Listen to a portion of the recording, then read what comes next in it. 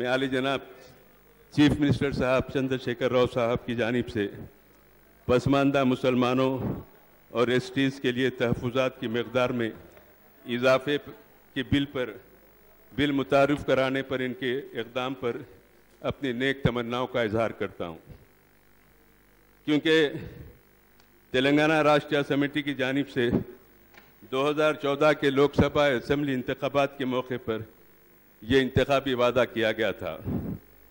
یہ ایک انتہائی بے باک قدم ہے جو پسماندہ طبقات کی معیار زندگی کو بلند کرنے کے لیے دستور ہند کے تحت جو مواقع فراہم کیے گئے ہیں، اس کے تحت کیے گئے فیصلے کی بہترین اور مثبت مثال ہے۔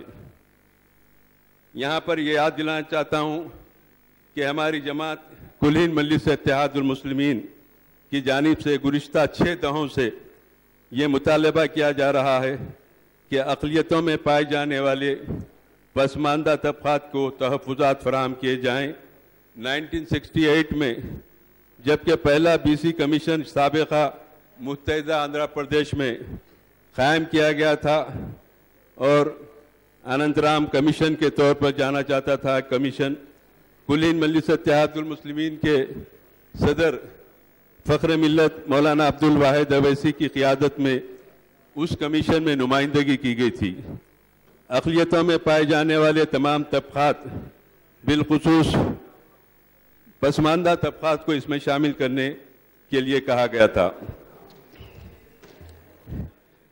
1970 میں جب اننت رام کمیشن نے پسماندہ طبقات کو تحفظات فراہم کرنے کی سفارش کی تھی، اس وقت حکومت نے احکام جاری کیے تھے کہ 92 پسماندہ طبقات کو 4 زمروں میں ABCD کے تحت 25% تحفظات فراہم کیے جائیں۔ اس فہرست میں مسلمانوں کی پسماندہ گروپ کو، جن میں لداف، نورباش، فقیر، مہتر وغیرہ شامل کیا گیا تھا۔ 1979 میں آندھرا پردیش ملک بھر میں پہلی ریاست تھی جس نے ریاستی اقلیتی کمیشن کو قائم کیا تھا۔ ہمارے فارمر صدر سلطان صلاح الدین اویسی سالار ملت نے پورے ملک میں سب سے پہلے اپنی جماعت کی نمائندگی کے تحت آندھرا پردیش میں ریاستی اقلیتی کمیشن کو قائم کروایا تھا حکومت سے، اور پسماندہ طبقات BC کی فہرست میں ہماری سماجی، تعلیمی، معاشی پسماندہ اقلیتوں کو شامل کیا جانے کا مطالبہ کیا تھا۔ Retired chief justice M.A. Ansari کی قیادت میں قائم کردہ AP مائنارٹی کمیشن نے پسماندہ مسلمانوں کو تحفظات کی فراہمی کی سفارش کی تھی۔ ان سفارشات پر اس کے بعد قائم ہونے والی AP مائنارٹی کمیشنوں کے صدور نے 1979 سے 1994 کے دوران ان سفارشات کے لیے حکومتوں کو سفارشات پیش کیے تھے، اور اس وقت 1982 میں دوسرا BC کمیشن N مرلی دھر راؤ کے قیادت میں قائم کیا تھا۔ کل ہند مجلس اتحاد المسلمین نے اپنے مطالبے کو دوبارہ پیش کرتے ہوئے اقلیتوں کے مزید تحفظات اور پسماندہ طبقات کو بھی اس میں شامل کرنے کا مطالبہ کیا تھا۔ اس وقت N.T. راما راؤ کی تیلگو دیشم حکومت نے مزید 9 پسماندہ طبقات کو BC کی فہرست میں شامل کیا تھا، جس میں BC کی لسٹ میں مسلمانوں کے قریش کمیونٹی کو بھی شامل کیا گیا تھا۔ 1994 میں اس وقت کوٹلہ وجے بھاسکر ریڈی کی قیادت میں کانگریس نے حکومت نے فیصلہ کیا کہ مسلمانوں کے پسماندہ طبقات اور دیگر BC طبقات کو دستور کے تحت ان کو سفارشات کرتے ان کو تحفظات کی سفارش کی تھی، لیکن ان سرکاری احکام کو AP ہائی کورٹ نے کالعدم قرار دیا تھا۔ طویل کہانی کو مختصر کرتے ہوئے یہ کہنا چاہتا ہوں کہ اس کے بعد کی کانگریس اور تیلگو دیشم کی حکومتوں نے جسٹس K.S. پٹوسامی کی قیادت میں BC کمیشن قائم کیا۔ کل ہند مجلس اتحاد المسلمین نے ان کمیشنوں کے روبرو پسماندہ مسلمانوں کے تحفظات فراہم کرنے پر زور دیا۔ 2004 میں لوک سبھا اور اسمبلی کے عام انتخابات کے موقع پر کل ہند مجلس اتحاد المسلمین نے کانگریس کے ریاستی اور قومی قیادتوں پر زور دیا تھا کہ وہ انتخابی وعدے کے تحت BC کی لسٹ میں پسماندہ مسلمانوں کو شامل کرے اور انہیں 5% تحفظات فراہم کرے۔ مجلس کے مطالبے کے بعد 5% تحفظات کانگریس کے انتخابی منشور میں شامل کیا گیا۔ کانگریس کے نقش قدم پر چلتے ہوئے تیلگو دیشم حکومت نے بھی این چندرا بابو نائیڈو کی نگرانی میں وعدہ کیا تھا کہ پسماندہ مسلمانوں کو 3 تا 4% تحفظات فراہم کیے جائیں گے۔ 2004 میں اقتدار میں آنے کے بعد chief minister Y S Rajasekhar Reddy نے اپنے انتخابی وعدے کی تکمیل کرتے ہوئے 5% تحفظات کی فراہمی کے ان اقدامات کو ہم ستائش کرتے ہیں۔ ہم یہاں اپنی ستائش کو درج کراتے ہیں۔ 2004 اور 2005 میں کئی موقعوں پر ہائی کورٹ کی جانب سے پسماندہ مسلمانوں کو فراہم کردہ تحفظات کو کالعدم قرار دیا گیا۔ اس کے بعد وائی ایس راجشیکھر ریڈی نے اس مسئلے پر 2007 میں سماجی تعلیمی پسماندہ 15 طبقات کی نشاندہی کرتے ہوئے انہیں 4% تحفظات فراہم کرنے قانون سازی کی تھی۔ Doctor Y S Rajasekhar ready صاحب کی موت کے بعد سماجی اور معاشی پسماندہ مسلمانوں کو تحفظ فراہم کرنے کے قانون سازی کرنے، دستور کے نویں شیڈول میں اسے شامل کرنے کی کوششوں کو اس وقت کی کانگریسی حکومت اور مرکز میں کانگریس کی زیر قیادت یو پی اے حکومت کو راضی کرنے میں ناکام رہی، اور 2010 میں تیسری مرتبہ آئی پی ہائی کورٹ نے سماجی اور معاشی طور پر پسماندہ مسلمانوں کے تحفظ کو کالعدم قرار دیا۔ اے پی حکومت کے خلاف اے پی ہائی کورٹ کے فیصلے پر حکومت کے دائر کردہ اپیلوں پر سپریم کورٹ نے عبوری فیصلہ دیا۔ اے پی حکومت کو اجازت دی کہ وہ مسلمانوں کے پسماندہ طبقات کو تعلیمی اور روزگار میں 4% تحفظات فراہم کرے۔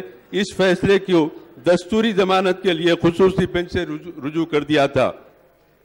میں یہاں اس بات کا یاد دلانا چاہتا ہوں کہ تلنگانہ ریاست کے قیام کے بعد 2014 کے لوک سبھا اسمبلی انتخابات کے موقع پر ٹی آر ایس نے وعدہ کیا تھا کہ مسلمانوں کے پسماندہ طبقات کو 12% تحفظات فراہم کیے جائیں گے۔ میں یہاں اس بات پر توجہ دلانا چاہتا ہوں کہ ہماری جماعت یہ مطالبہ کر رہی ہے ابتدا سے سماجی، تعلیمی، معاشی پسماندگی پر تمام مسلمانوں کو بی سی کی فہرست میں شامل کیا جائے۔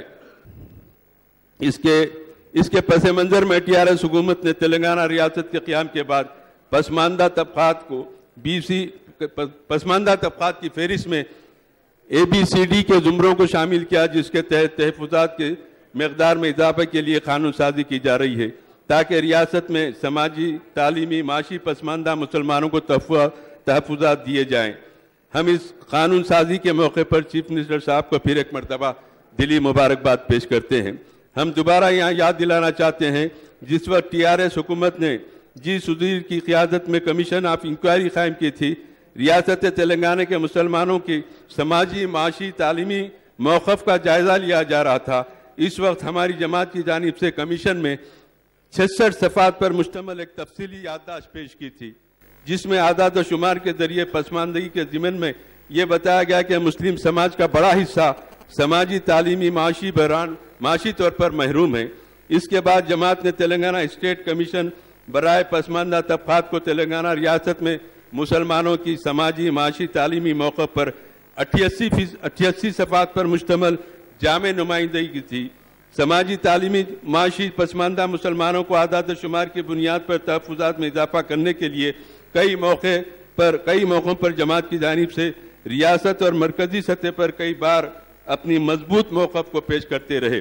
ان سفارشات پر جبکہ Sachar committee, Ranganath Mishra committee, Sudhir committee اور کنڈو کمیٹی کے بھی سفارشات موجود ہیں، اور اس پر تمام کمیشن کی یہ رائے ہے کہ مسلمان سب سے زیادہ تعلیمی اور سماجی پسماندگی کا شکار ہے۔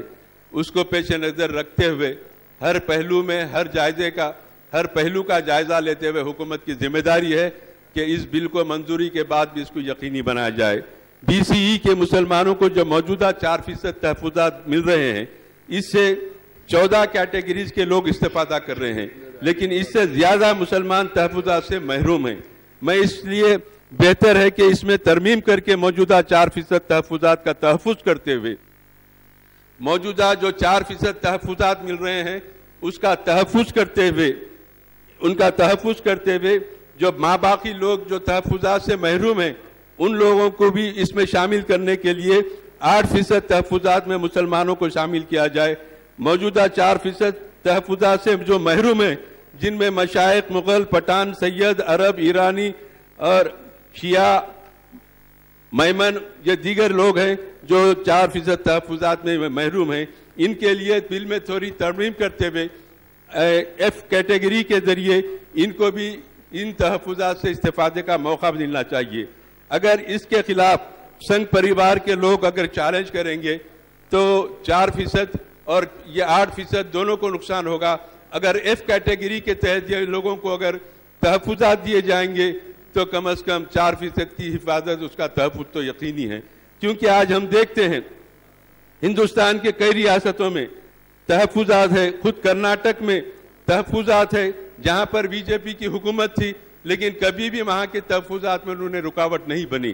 لیکن آج یہاں پر رکاوٹ بننے کی کوشش کرتے ہیں اعتراضات کرتے ہیں کہ ہندوستان کی سب سے بڑی اقلیت کے تحفظات اس کی ترقی کے لیے ہمیشہ مخالفت کو اپنا شعار بنائے ہوئے ہیں اور مخالفت کا کوئی معیار نہیں رکھا گیا.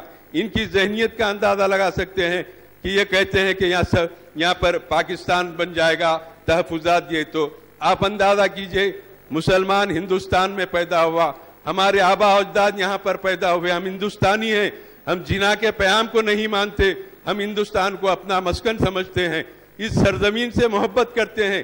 لیکن آج بھی زہریلے خیالات رکھنے والے مسلمانوں سے دشمنی رکھنے والے جو غلطی سے اقتدار کے اعلیٰ عہدوں پر چلے گئے اور مسلمانوں کے لیے کہتے ہیں کہ تحفظات مل جائے تو پاکستان بن جائے گا. ان کا ذہن کس طریقے سے کام کرتا ہے پتہ یہ سب کو تحفظات مل سکتے ہیں.